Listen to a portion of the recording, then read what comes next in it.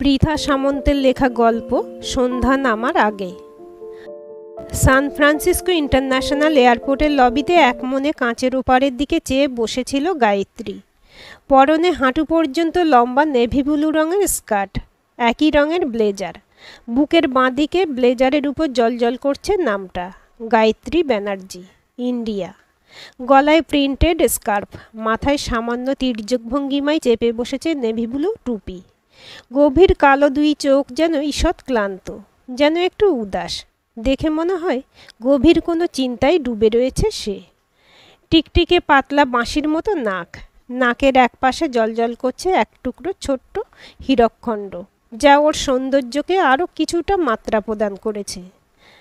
মাপা ঠোঁট, ঠিক যেন সদ্য প্রস্ফুটিত দুটো গোলাপ পাপড়ি। কিছুক্ষণেই মুম্বাইয়ের ফ্লাইট ধরতে হবে তাকে, কয়েকবার অ্যানাউন্স হয়ে গেছে। এখনও বসে সে। অন্য একজন এই রকম পোশাক পরিহিতা সুন্দরী কাছে এসে নিচু হয়ে তাকে কিছু বলতেই সে চমকে উঠল। উঠে দাঁড়িয়ে পড়ে নিজের একটি মাত্র বড় এবং হাতের ছোট ব্যাগটি নিয়ে সে হেঁটে গেল নির্দিষ্ট গেটের উদ্দেশ্যে। যেতে যেতে একবার পিছন ফিরে হাত নাড়ল ওই অন্য সুন্দরীর দিকে, বোধহয় কৃতজ্ঞতা জানালো। এই ফ্লাইটে তার ডিউটি নেই, আজ সে শুধুই একজন বোর্ডার। জানলা সংলগ্ন সিটে বসল গায়ত্রী। ঈষৎ কাঁপুনি দিয়ে মাটি ছেড়ে প্লেনটা ভেসে উঠতেই চোখ দুটো আপনা হতেই বন্ধ হয়ে এলো তার। ক্যাপ্টেন শর্মার সাথে সম্পর্কটা বেশ কয়েক বছরের। আজও মুম্বাই পৌঁছে তার সাথেই দেখা করবে প্রথম। জরুরি, ভীষণ জরুরি সেই তলব। অনেক কিছু করেছেন উনি ওর জন্য, গায়ত্রী কৃতজ্ঞ ওর কাছে। পরিবর্তে কখনো কোনো কিছুর জন্য ফেরায়নি ও তাকে। বছর 5 আগে কর্মসূত্রে আলাপ হয়েছিল ওনার সাথে। তখন গায়ত্রী ছিল ডোমেস্টিক এয়ারলাইন্সে। যেচে সেই আলাপটুকু সেরেছিলেন বহু চর্চিত ক্যাপ্টেন শর্মা। তার দুই চোখে গায়ত্রীর প্রতি মুগ্ধতার আভাস চোখ এড়ায়নি গায়ত্রীরও। ভরাট গলায় ক্যাপ্টেনের সেই প্রথম স্তুতি আজও বাজে ওর কানে, আজও কি শিহরণ জাগায়। You are stunningly beautiful. লজ্জা না পেয়ে চোখে চোখ রেখেছিল ও। ক্যাপ্টেন বলেছিল, ও হো, you are smart as well. হেসে ফেলেছিল গায়ত্রী। সকলের থেকে একটু দূরত্বে গিয়ে দাঁড়িয়েছিল দুজন, রঙিন তরলের গ্লাস হাতে। ওর ব্যাপারে সবটুকুই সেদিন জেনে নিয়েছিলেন ক্যাপ্টেন, খুঁটিয়ে খুঁটিয়ে। বুদ্ধিদীপ্ত দুটি উজ্জ্বল চোখ, সুন্দর সুঠম ঝকঝকে চেহারা, ফর্সা গালে হালকা সবজে ছোপ। বছর 40-এর ক্যাপ্টেন অনুরাগ শর্মাকে হঠাৎই সেদিন একটু বেশি কাছের মনে হয়েছিল যেন। ছোটবেলা কেটেছে কলকাতায়, নাম স্কুলে পড়াশোনা। ছোট থেকেই বিভিন্ন জনের কাছে নিজের সৌন্দর্যের স্তুতি পেতে পেতে কৈশোরে পৌঁছে সিদ্ধান্ত নিয়ে ফেলা এই পেশাতে আসার। গ্ল্যামার আছে, সাকসেস আছে, আর কি চাই। ফ্রাঙ্কফিনে ভর্তি হলো। বাবা মা বারণ করেনি কেউই। মেয়ের ইচ্ছাই তাদের ইচ্ছা। তারপর সহজে পৌঁছে যাওয়া এই উড়ান দুনিয়ার মাটিতে। সবটুকু শুনে ক্যাপ্টেন মুচকি হেসে বলেছিলেন, আর প্রেম? প্রেম আসেনি এতগুলো বসন্তে একবারও? প্রেম ঠিক আসেনি, তবে প্রেমের প্রস্তাব এসেছে অনেক। আমি সাড়া দিইনি কখনো। আসলে মন থেকে সাড়া পাইনি বলেই দিইনি। সাড়া পেলে সাড়া দেবেন তাহলে? অনুচ্চস্বরে হেসেছিল গায়ত্রী, বলেছিল, হয়তো। টুকটাক দেখা হয়ে যেত কখনো সখনো দুজনের। ততদিনে সহকর্মীদের কাছে ও জেনেছে ক্যাপ্টেন শর্মার সম্বন্ধে অনেক তথ্য। বিবাহিত ক্যাপ্টেন 2 সন্তানের পিতা। স্ত্রী মুম্বাইয়ের বিখ্যাত শিল্পপতির একমাত্র কন্যা। বাবা সুবিশাল ব্যবসা সামলান তিনি।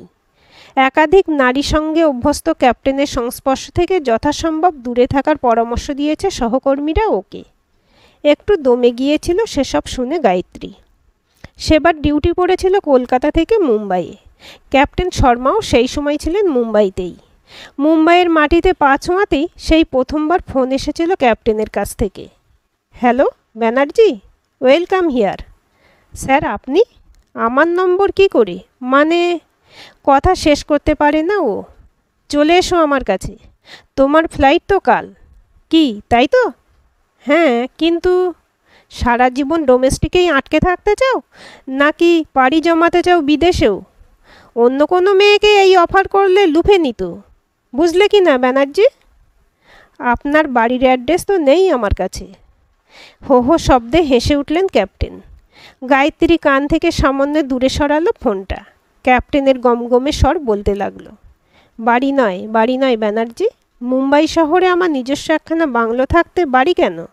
অ্যাড্রেস পাঠাচ্ছি, চলে এসো। ক্যাব নিয়ে নির্দিষ্ট অ্যাড্রেসে পৌঁছায় ও। গেটের গার্ড ওকে আটকায় না দেখে স্বস্তি পায় কিছুটা। ক্যাব থেকে নামতেই একজন সাদা পোশাক পরা বেয়ারা জাতীয় মাঝবয়সী লোক এসে ওকে নিয়ে যায় বাংলোর ভিতরে। বাংলোটা বাইরে থেকে আহামরি না হলেও ভিতরটা যথেষ্ট রাজকীয়ভাবে সাজানো। লোকটি ওকে সোফায় বসতে বলে ভিতরে চলে যায়, আবার বেরিয়ে আসে ক্যাপ্টেনকে সাথে করে। সিল্কের গাউন পরে বেরিয়ে আসেন ক্যাপ্টেন। মুখে লেগে রয়েছে উষ্ণ অভ্যর্থনা মাখানো হাসি। থ্যাঙ্কস ব্যানার্জি, অনেক ধন্যবাদ এই গরিবের কুটিরে পা রাখার জন্য। স্মিত হাসে গায়ত্রী। জানে এই অতিরিক্ত বিনয় আসলে শুধুই নিজের ক্ষমতা প্রদর্শনের এক হাতিয়ার মাত্র। রুমে যাও, ফ্রেশ হয়ে এসো, তারপর জমিয়ে বসে গল্প করা যাবে। চিকেন মাটন চলে তো? ঘাড় নেড়ে সম্মতি জানাই ও। লোকটির সাথে করিডর বরাবর হেঁটে ভেতরের একটি ঘরে পৌঁছায়। একখানা সাদা গোলাকার সুইচ দেখিয়ে লোকটি বলে, মেম সাহেব, আগার কুছ ভি জরুরত হো তো ইয়ে সুইচ দাবা দেনা, বলে দরজাটা নিজেই টেনে দিয়ে বেরিয়ে যায়। করিডোরে মিলিয়ে যায় লোকটার জুতোর শব্দ। সুন্দর টান টান বিছানা, মেঝে জোড়া নরম কার্পেটে বসে বসে যাচ্ছে পা। গায়ত্রী একপাশে খুলে রাখে তার স্টিলেটো, খালি পা ছোঁয়ায় নরম কার্পেটে। হেঁটে যায় বিছানার পাশেরই দেওয়াল জোড়া কাঁচে ঢাকা জানালাটার কাছে। জানালার সামনে দাঁড়িয়ে দেখতে পায় ওপাশে একখানা সুইমিং পুল। আলো মেখে টলমল করছে তার জল। সময় নষ্ট না করে ফ্রেশ হয়ে নেয় ও। ধবধবে সাদা বাথটাবের জলে শরীরটা ডুবিয়ে দিতে দিতে ভাবে, ইস, যদি প্রতিদিনের জীবনটা ঠিক এমনি হতো। ক্যাপ্টেনের হাতে গ্লাস, তাতে রঙিন তরল। গায়ত্রী ফ্রেশ হয়ে সোফায় এসে বসতেই ক্যাপ্টেন বলে, ওয়াইন চলবে তো? চলতে পারে। Red or white? White. Captain নিজেই সার্ভ করলেন ওকে, তারপর বললেন, কি বুঝছো? আপনার ফ্যামিলি থাকে না আপনার সাথে? সরাসরি ফ্যামিলির প্রসঙ্গে একটু যেন বিরক্ত ক্যাপ্টেন। বললেন, থাকে, বেশিরভাগ সময় বাইরে থাকি আমি। ফ্যামিলি শিখে গেছে আমাকে ছাড়াই ভালো থাকতে। আমার ওয়াইফ তার বাবার ব্যবসা সামলাতে ব্যস্ত। ছেলেমেয়েরাও দেখতে দেখতে বড় হয়ে যাচ্ছে। আমিও থাকি নিজের মতো। আমি শুনেছি কিছু কিছু। আচ্ছা, তা কি শুনলে? বেশি কিছু নয়, এই যেটুকু বললেন আপনি সেটুকুই। আবার সেই হো হো হাসিটা হাসলেন captain. Banerjee, you are way too smart, I must say. Chicken stew, brown bread আর স্যালাড দিয়ে ডিনার সেরে সরু লম্বা করিডর দিয়ে রুমের দিকে যাওয়ার সময় ক্যাপ্টেন আচমকাই ওর হাত ধরে একটা টান দিলেন নিজের দিকে। মুহূর্তেই নিজেকে ক্যাপ্টেনের বুকে আবিষ্কার করল গায়ত্রী। ক্যাপ্টেন ফিসফিসিয়ে বলে উঠলেন, I need you Banerjee, please be mine. I will take you to the top. I promise, and Captain Sharma never breaks his promises. সেই রাতটা কেটেছিল ক্যাপ্টেনের ঘরেই। কিছুটা ভালো লাগা, বেশ খানিকটা অপরাধবোধ, কিছুটা আবেগ, আর সব কিছুকে ছাপিয়ে ওপরে ওঠা স্বপ্নটুকুর বুনন ওর ভিতরে সেদিনই হয়ে গিয়েছিল। কিছুদিনের মধ্যেই ওকে উড়ে যেতে হয়েছিল হংকং। কয়েক বছরেই পৃথিবীর সমস্ত বড় শহরগুলোকে হাতে তালুর মতোই প্রায় চিনে ফেলল গায়ত্রী। ক্যাপ্টেনের সাথে ওর সম্পর্কের কথা এতদিনে ছড়িয়েছে বেশ ভালোই। সহকর্মীদের টেরা নজর, দু একজন কাছের বন্ধুদের সাবধানবাণীকে বুড়ো আঙুল দেখেই দিব্যি চলছিল সব কিছুই। বাবা মায়ের কানেও কীভাবে যেন পৌঁছে গিয়েছিল এসব।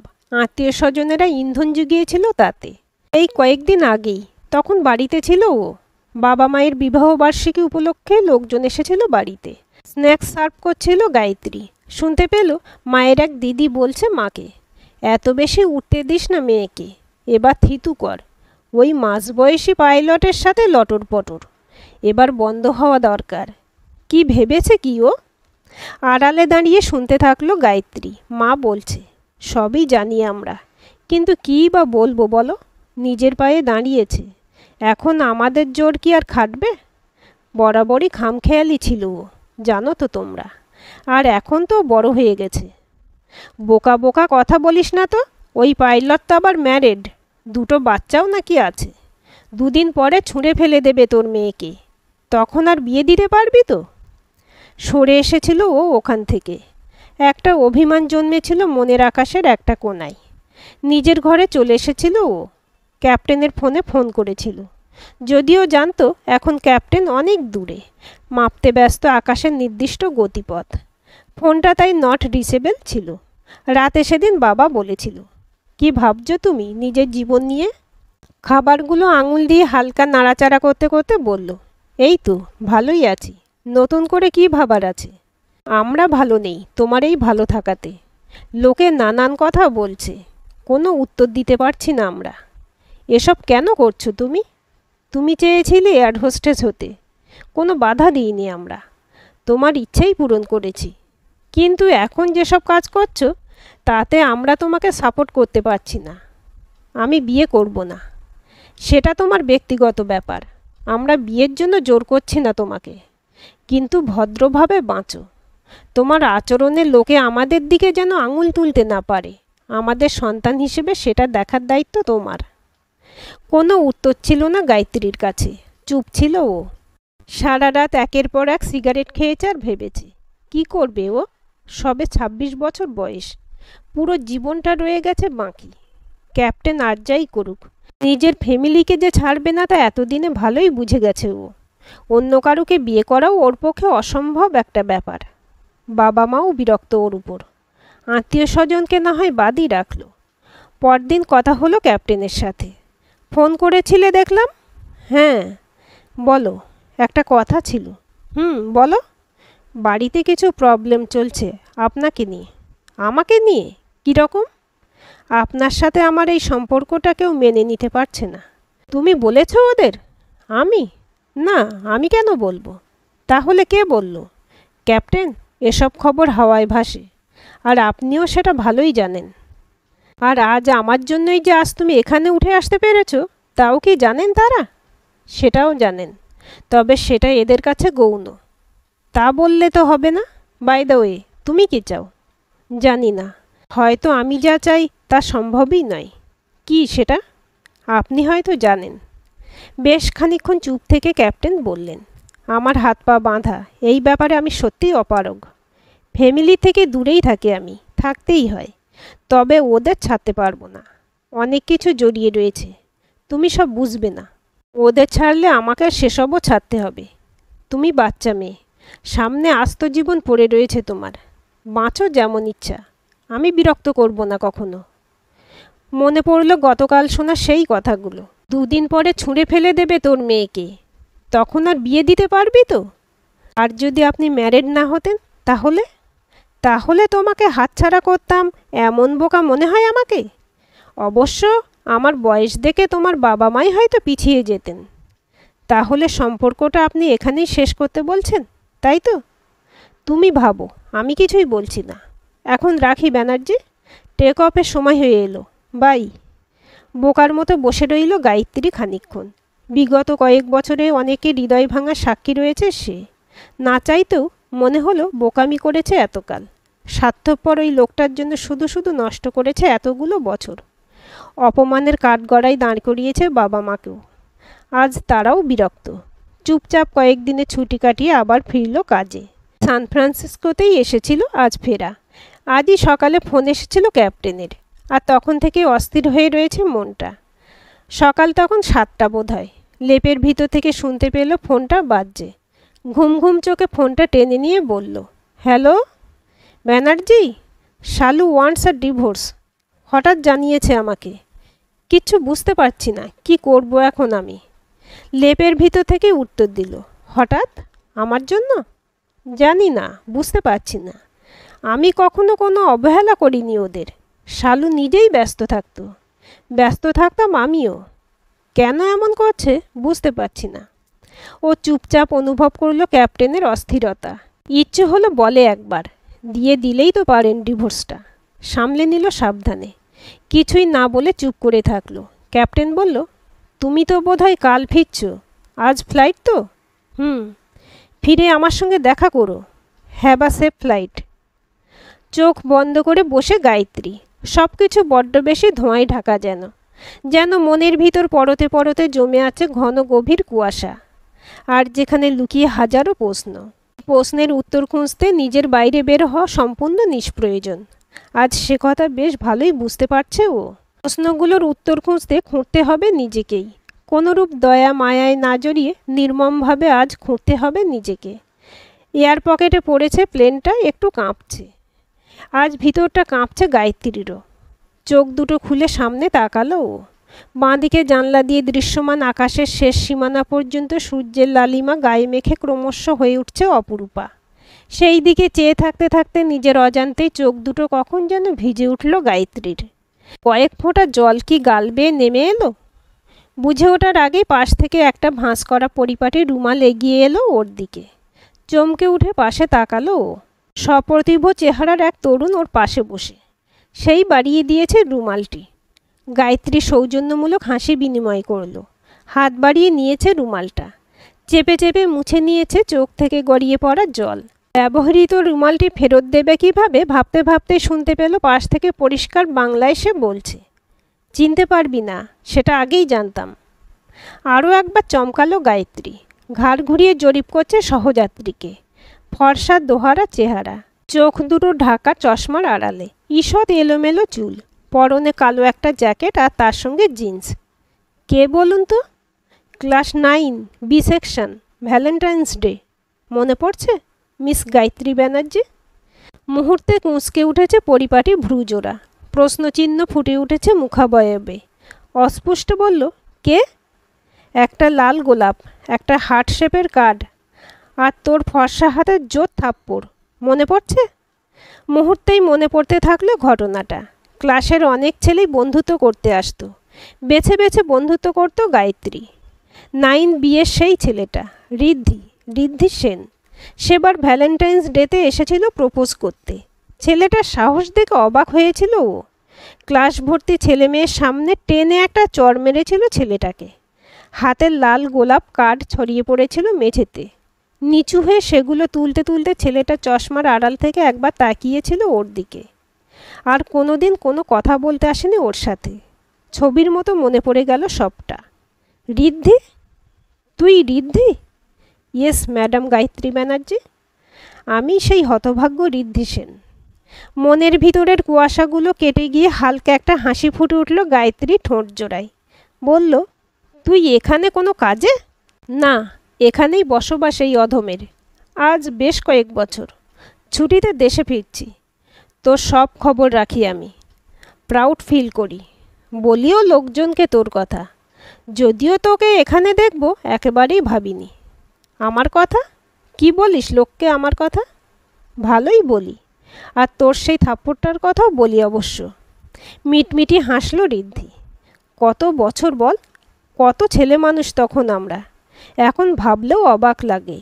হ্যাঁ, আর সেই অহংকারী মেয়েটা আজ আন্তর্জাতিক বিমান সেবিকা। তবে অহংকারটা কিন্তু আজও অটুট। সেটা তোকে এয়ারপোর্টে লাউঞ্জে দেখেই বুঝেছি। ওয়েট, কি বললি?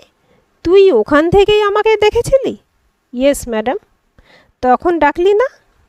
মনে হলো ভীষণ রকম কোনো গভীর চিন্তায় ডুবে রয়েছিস তুই, তাই আর ডাকিনি। বিগত কয়েক বছরের ঘটনাবলী যতটুকু বলা যায় সাজিয়ে গুছিয়ে বলল গায়ত্রী ঋদ্ধিকে। সব শুনে ঋদ্ধি গম্ভীর হয়ে বসে রইল কিছুক্ষণ। তারপর বলল, যদি অভয় দিস থাপ্পড়টা আজ আর মারবি না, একটা কথা বলবো? জানি, তুই কি বলবি। না, জানিস না। যদি থাপ্পড়টা না মারিস তবেই বলবো। বল। একটু অবাক ভাব ফুটে উঠেছে ওর চোখে। সুন্দরীরা ডাম্ব হয় জানতাম, চাক্ষুষ দেখবার সৌভাগ্য হয়নি আগে। তোর কল্যাণে আজ দেখার সৌভাগ্য হলো। তাই আজ থেকে তোকে বিম্ব নামে ডাকবো। বিম্বর মানে নিশ্চয়ই আর বলে দিতে হবে না। গায়ত্রী স্থির দৃষ্টিতে খানিকক্ষণ দেখল ওকে। তারপর প্রাণ খুলে খিলখিলিয়ে হেসে উঠেছে। ওর সুরে সুর মেলালো ঋদ্ধিও। ওর কানের কাছে মুখটা এনে জানালা নির্দেশ করে বলে উঠল ঋদ্ধি, দেখ সন্ধে নামছে, কি অপূর্ব না? জানালার দিকে মুখ ফেরালো গায়ত্রী। দূরে আকাশের শেষ সীমানায় যেন আগুন লেগেছে এখন। আগুনের রেশ ছড়িয়ে গিয়েছে পেঁজা তুলোর মতো মেঘেদের গায়েও। সেজে উঠেছে তারাও। সূর্যটাকে আর দেখা যাচ্ছে না, ডুব দিয়েছে সবেই। সেই দিকে চেয়ে থেকেই বলল, সত্যি ভারী সুন্দর। একটু থেমে আবারও বলল, বহুবার দেখেছি, কিন্তু এই নৈসর্গিক দৃশ্য আঙুল দিয়ে দেখিয়ে দেওয়ার মতো কেউ কখনো পাশে ছিল না। অস্পুষ্টে বিড়বিড়িয়ে বলল, আর আজ ঠিক সন্ধ্যা নামার আগেই। ঋদ্ধি গায়ত্রীর হাতখানা ভরে নিল নিজের হাতের ভিতর।